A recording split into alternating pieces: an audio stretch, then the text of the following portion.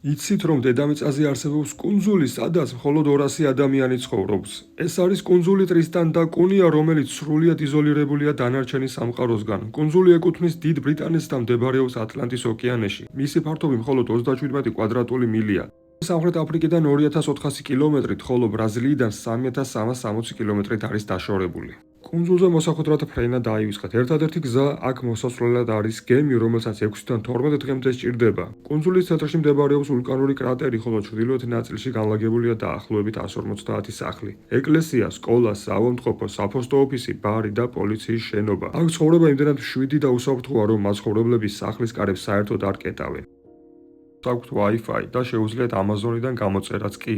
ძირითად საქმიანობას კიბორჩხალების დაჭერა წარმოადგენს. კიბორჩხალები ექსპორტზე მსოფლიოს თითქმის ყველა კუთხეში გადის. თუ იცხოვრობდით ასეთ მშვიდ სამყაროსგან მოცილებულ ადგილას, რომელიც ქაოსისგან შორსაა და გარშემორტყმულია ულამაზესი ბუნებით,